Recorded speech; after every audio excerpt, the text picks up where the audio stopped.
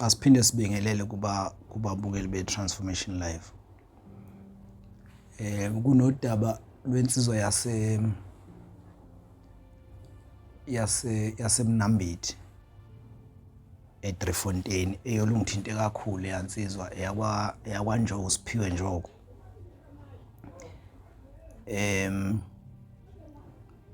Lensizwa kade ifunde i-security namanje. I-security namanje kade ifunda ngeUNISA. So ibithi mifunda ngoba ithi umuntu okhuthele nje yona njoba yenza lo msebenzi we-security ithi angithi manje uma wenza umsebenzi we-security isikhathi esiningi uyahlala ithi nje ingathi mangiwenza ngabona yazi ngiyahlala isikhathi esiningi okuncona ngifunde. Ithi ke yafunda ngoba ubugebengu buningi kakhulu engane zakwethu buningi and ukubaningi babo abantu ababenzayo babuye bekhohle ukuthi lento abayenzayo ingabambeka kalula bese beyithola sebekwenye indawo. Wesike ukuriska ngomsebenzi wakho kulesikhathi samanje semsebenzi engekho is very dangerous. So lensizwa ibe ise-register eUNISA yafunda 4 years ago, 4 or 5 years ago ya register eUNISA yafunda ibipatanisa ibikicela ukungena i-night shift emsebenzini phela yenzela ukuthi ikivuka ekseni mayibuye ekseni ihambe yo-attenda or ihambe yobhala ngoba even though distance learning kodwa there are times where khona okufanele uyohlangana nama groups ni discuss. So ifundile ke lensizwe yazi yaqeda ibe graduator ngoMay. Ithe lensizwe yakwaNjogo ineviki nje iqedile isanda kuqeda ama practicals yabe sithola uWhatsApp eWhatsApp ayimentor yakhe kushuthi empeleni yena ubona inamba ne-profile pic ithi le number mayimu WhatsApp sibanibani kunjani yimini usibanibani lo muntu uyibiza ngementor yakhe uthi yamdrophela nje message ukuthi imini usibanibani uyazi lapha ya kufuneka umuntu lapha emsebenzini ukuthi uzofundisa kunesikhala esikhona. So ngithe ngoba wena siyakwazi kade sikumentorisha la esikoleni sicela ulokhuza uthumela izinto zakho sithe nje sirecommende wena. So umhloli ufuna umuntu so sasirecommenda wena. Nansi inamba kaMhloli ngicela umfonele manje ukhulume naye. Ithi ke lensizwa kaNjogo nangempela yayithatha inamba kaMhloli yayazama ukuthola i-airtime yesiyamfonela umhloli. Wathi umhloli yangiwena uNjogo yebo. Hayi umentor yakho usengitshelile usiba imentor yakho ukuthi bathole wena. So ke nami usizile wangifonela. So ngicela ufake kodwa ke lapha nabafuna imali ewu-2,800 ukuze into zakho ikwazi ukuhamba kahle. Ithi lensizwa yabe siyithatha imali eyayizoyifakela umama wayo nengane. Umama wayo neyisi nengane yayithatha leyo mali yahamba uyifaka uthi lensizwa yamsendela nenamba ye-Time Bank uyathi akayifake kwi-Time Bank. Uthi wayithatha ngokutatazela ngoba uthi naye leli thuba ubelifuna ngendlela eyisimanga. Uyabona ke ithuba okade ulilindile mase liqhamuka awuboni noma usulimala. Uthi kuthe khona lapho wabese eseyifaka le mali. Uthi mayifaka le mali ukusho ukuthi uyifakela bani umhloli ngoba usekhulumile nemento imentor yamnika inamba kaMhloli. Umhloli umhloli uyena othe lensizwa ayifonela imentor ibuza ukuthi malini ekufanele ifakwe lensizwa. Yasho imentor ukuthi 2800. Wayeseyifaka seyifakela umhloli. Uthe mayiqeda kuyifaka uthi yasifona wayesefona umhloli. Wathi hayi kwase kufona imentor yayisithi hayi kahle kahle bekufanele ufake u3800 not u2800. Uthi lensizwa uthi umfowanje ngase ngidideka ukuthi hawu kanti manje kwenzakalani. Uthi kwase kufika nje into ethi ayingeke labantu laba bangiqola labantu. Uthi ngabuyela ekule ntombazane engangifaka kuyona imali. Uthi yathi hayi ngeke isakwazi ukureverseka imali yakho.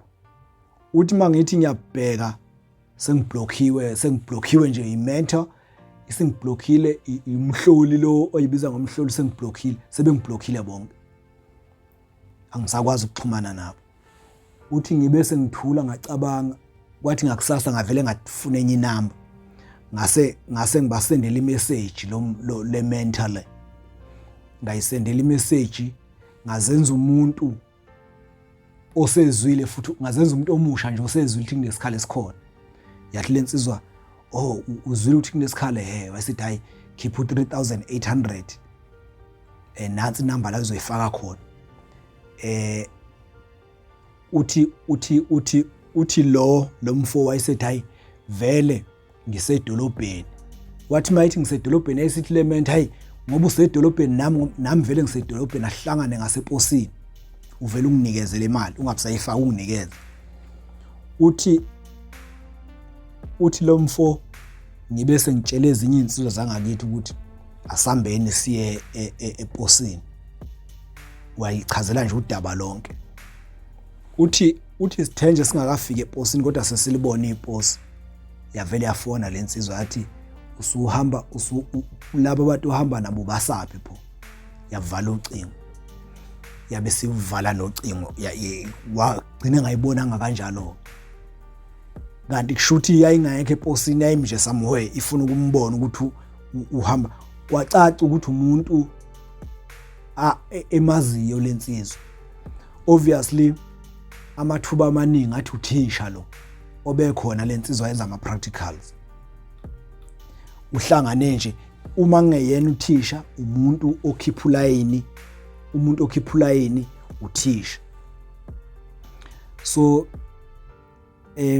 iyakhala kakhulu lensizwa mhlambe ke kwesinye isikhathi u2800 ungabuke kungeyona imali kwabanye kodwa ensizweni ekade strugglisha kanje ize uyabona nje ukusebenza ebusuku ngiyakwazi ngangasebenza kakhulu ebusuku ngisebenza emtateni eThekwini. Sasithi masifuna imali mangabo December abelungu angithi bayazi abelungu ukuthi thina njengoba sizinsuku zakwaNongoma makushaya uDecember nje ayingeke noma kuthiwa kunjani siyahamba thina sifuna ukuyoshela sifuna ukuyobona intombi. Abelungu babevele bethi izodablisha imali mawusebenza ngama holiday kaDecember. Sasike singene abantu sebehambile sike singene ebusuku ngo6 ntambama sishayise ekseni. Siphinda singene ekseni ngo6 sishayise ntambama kungakhuthi siyashayisa ntambama siqala ishift yethu. So ngiyakwazi ukusebenza ebusuku kufanele ulala ungalali kube khona into oyenzayo ngenxa ukuthi usukuzama ukuyithuthukisa ngiyakwazi lokho. Lensizwe ibisebenza kanzima ifunda eUNISA security ngapha ngoba ithi umsebenzi anguyiyekanga futhi akukho la engake ngalekha khona emsebenzini ngenxa ukuthi ngiphazanyiswa uUNISA ngoba umsebenzi ngangufuna more than anything ngoba ekhaya yimina kwakubekwe mina ekhaya. Ithi kube namanje security ngoba into yamanje le ya last week. So ngiyakwazi ukusebenza ebusuku. So ke lo muzwa wokuthi siyakunika umsebenzi wokuyofundisa baze bayibala nezifundo akazoyifundisa. Lo muzwa nje ukutshela umuntu ukuthi siyakunika umsebenzi woza uzoqala siyakhetha wena ukuthi usebenze. lo muzwa nje ukhipha kanjani kumuntu esemukela umuntu ukuthi yebo ngiyasebenza manje? Ukhipha kanjani? Lento ifana nomuntu oku competition wena uyijudge ebese umhlebela the biggest competition bese umhlebela ngasese ukuthi hayi ngibonile ukuthi uwinile wena number 1 mase kumenyeza imiphumela awuyena unumber 1 wena. So ukudlala ukulimaza imizwa yomuntu ukwenza lento eyenziwa especially imizokwenziwa ngomunye uthisha mayizokwenziwa uthisha eyenza kuyigraduate ikakhulukazi njengoba ama graduate ehleze ekhaya nje engena umsebenzi kodwa anesikhathi esiningi asichithe efunda amanye epatanisa. So icelile lensiza ukuthi ngudlulise lo mlayezo kubantu abangama graduate ngoba very obviously they are too desperate for umsebenzi and abanayo choice. Some of them have stayed at home for more than 5 years bengasebenzi. Some of them have spent 10 years bengasebenzi. Abanye ngangifunda nabo ngoye abakasebenzi namanje. From 2010 till manje abanye bapatanisa but abanye ngangifunda graduates. So how much more umuntu uyabona ukuthi isikhathini samanje umuntu engenza noma yini ukuze ethola umsebenzi. Umuntu oyegraduate ngenza ngoba siyahamba isikhathi okunye kufike kube buhlungu ukuthi ezinye ingane ziyasebenza okade ufunda nazo wena usebenzi kodwa nawe kade ufunda nabo. So wonke umuntu desperate. Siyacela ukuthi abantu ama graduate kakhulu agade ngakhuluma ngodaba lwenkosazana yangapha eMaritzburg eyagcina idlwengulwa naye eMtuba. Idlwengulwa nje umuntu engamazi yasuka eMaritzburg ngoba ifuna umsebenzi yakugibela yaze ufika eMtuba yaposta la ku Facebook ukuthi ifuna umsebenzi inalama qualifications inamba yafaka nenamba yayo. Leyo namba yathathwa ngomunye umgulukudu waseMtuba noma ke singeke sazi noma waseMtuba ngoba phela umuntu wesigebengu uyakwazi ukudukusa umkhono kodwa abahlanganele eMtuba insizwa le yahlangabeza ingane Richards Bay. Ingane isuka le kubo isina lo muzwa ukuthi umsebenzi siwutholile bafike bayidlwengula. Ziningi indaba 18 ama graduate asengama victims alento yongabi nawo umsebenzi. So please ngiyathemba nalensizo sizothokoza uma izwe ukuthi sesudlulisile lo mlayezo ukuqwashisa abantu abangama graduate not ke abangama graduate kuphela wonke nje umuntu ongasebenzi egameni lokuthi uzonikeza umsebenzi bese bayi victim. Siyacela ukuthi nabo beqaphele. Thank you.